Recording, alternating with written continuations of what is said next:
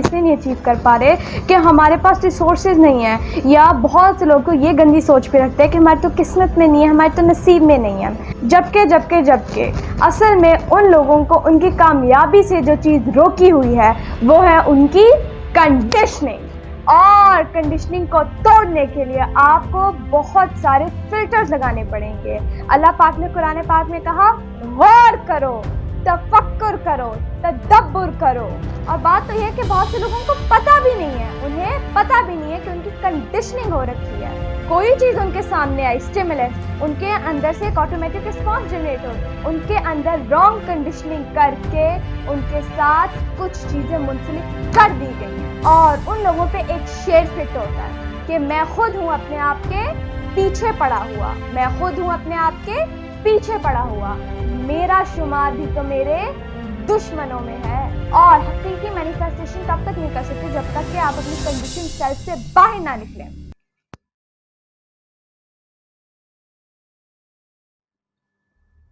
मैं आपसे एक बात पूछती हूँ, आपसे एक सवाल करती हूँ। आप किसी भी कंपनी की एक व्हीकल लें, लेट्स सपोज एक बाइक लें, ठीक है, एक मोटरसाइकिल लें, ठीक है, आप उधर से लें एंड वो स्पेशली डिज़ाइंड है, उसका जो क्रिएटर है, उस मोटरसाइकिल का जो क्रिएटर है, जिसने इन्वेंट किया वो मोटरसाइकिल, ठीक है, उसके मैनुअल के अंदर उसने लिखा हुआ है कि ये जो मोटरसाइकिल है स्पेशली डिज़ाइन फॉर डीजल है, ठीक है, ये मैंशनड है। अब आप कहते हैं नहीं, मैं तो इसमें पेट्रोल डलाना चाहूँगा, मैं तो चाहता हूँ पेट्रोल डले इसके अंदर, तो क्या होगा? क्या होगा?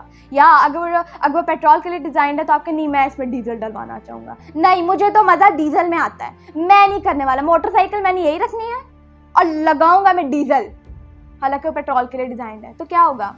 ना सिर्फ आप फ्रस्ट्रेट होंगे उसके रिजल्ट से जो भी होगा, बल्कि आप अपनी उस बाइक को, उस मोटरसाइकिल को तबाह भी कर लेंगे।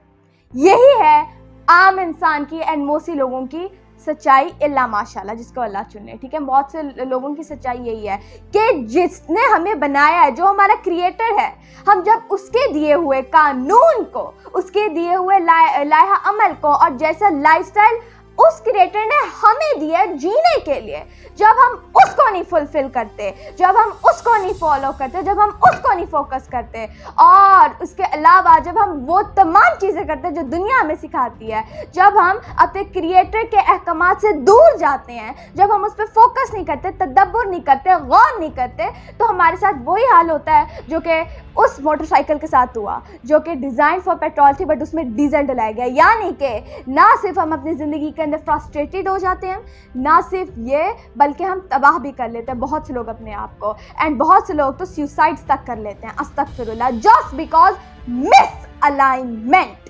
और मिस अलाइनमेंट से निकलने के लिए ज़रूरी है कि हम कंडीशनिंग से निकलें बाहर, हम अवेयर हों और कंडीशनिंग से बाहर निकलें, गौर फिक्र करें, तदब्बुर करें, तफक्कुर करें, और अल्लाह के दिए हुए अहकामात और अल्लाह के दिए हुए कानून को, जो कि हमारे सामने अल्लाह पाक ने कुरान पाक में राज खोल दिए हैं, और उसको नबी पाक सल्लल्लाहु अलैहि वसल्लम ने सुन्नत मुबारका के अंदर प्रैक्टिस करके मज़ीद राज हम पे आश्कार कर दिया है। तो वो तो हमारे सामने है, हमारे सामने है, जिसको साइंस आज डिस्कवर कर रही है जी, तो वो तो हमारे सामने है। प्रॉब्लम ये है कि मुसलमान मोस्टली ने उस पर फोकस पहले क्यों नहीं किया।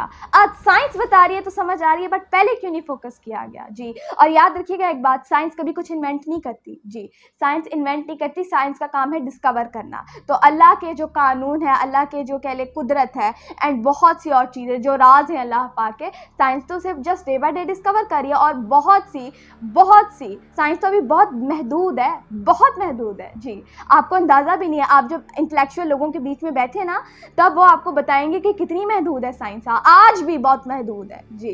तो साइंस तो डिस्कवर करिए, और उस डिस्कवरी के बेसिस पे वो जो है कुछ नया चीज़ इन्वेंट कर देते हैं, छोड़ देते हैं, बट डिस्कवर करते हैं, उनकी जड़ डिस्कवर है, दे डोंट इन्वेंट एनीथिंग। याद रखिएगा इस बात को, ज़िंदगी के अंदर चेंज होने के लिए कंडीशनिंग ज़रूरी है। लेकिन इसी बात पे मैं आपको एक बात कहना चाहूँगी। मिस्टर स्टीवन आर कोवे, शायद आपने नाम सुना, लेकिन मैं बता देती हूँ, मिस्टर स्टीवन आर कोवे, जिनकी एक बहुत ज़्यादा के लिए मशहूर बुक हुई है the 7 habits of highly effective people, ठीक है, जो कि जिनको बहुत से लोग अपना गुरु मानते हैं, बहुत से लोग, और एक अथॉरिटी लेवल पर उन्होंने बहुत सी चीज़ें की। अब वो क्या कहते हैं, अब गौर से सुनिएगा। अब कंडीशनिंग की बात चल रही है, अब वो आ गया साइंटिफिक इंसान। अब देख लें कि वो इंसान क्या कह रहा है। कहते हैं we see the world not as it is.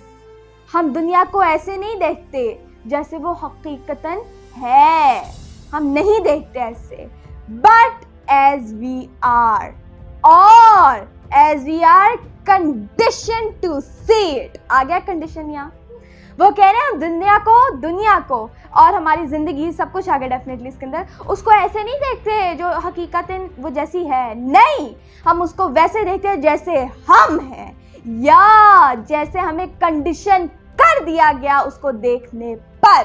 Quran पाक को सामने रखिएगा आयत को और सुनिए, यही बात हमें कुरान पाक ने कही। आगे सुनिए, आगे वो कहते हैं when we open our mouths to describe what we see, we in effect describe ourselves, our perceptions and our paradigms। यही बात वो कह रहे हैं। उन्होंने कहा कि जब हम अपने मुंह खोलते हैं, यानी कि जब हम कोई बात करते हैं, जब हम कोई बात पेश करते हैं, जब हम कोई बात करते हैं, तब हम एक्चुअली ये नहीं बता रहे होते कि एक्चुअली में क्या हुआ। हम अपना परसेप्शन, अपना ओपिनियन, अपना पैराडाइम पेश कर रहे होते हैं। यानी कि वो इसके न खोल के ये बता रहे हैं हम दुनिया को ऐसे नहीं देखते जैसे वो है, बल्कि हम ऐसे देखते हैं और ऐसे डिस्क्राइब करते हैं जैसे हम कंडीशन कर दिए गए हैं। यस, ये समझना बहुत जरूरी है। आइए, ये आज दी 7 habits of highly effective people, जो कि बहुत बड़ी बुक मानी गई है, देखिएगा उसको। उसके ऑथर मिस्टर स्टीवन आकुए के पास भी यही सच है, यही ट्रूथ है। तो मैं पूछती हूँ कि ये सच खोल के जब अल्लाह पाक ने हमें कुरान पाक में सिखाया तो उस पर फॉलो और फोकस क्यों ना किया गया? दुनिया में से आने वाली हर इंफॉर्मेशन पे बहुत ज्यादा फिल्टर्स क्यों ना लगाए गए, ताकि वो कंडीशनिंग ना होती, बल्कि शौरी तौर पे हम जिंदगी के अंदर थ्राइव करते और राज करते। बट इसके ऑपोजिट हुआ। क्यों? हज़रत अल्लामा इकबाल ने क्या कहा? मुझको गिला तुझसे है, यूरोप से नहीं। यस, ये समझने की बात है।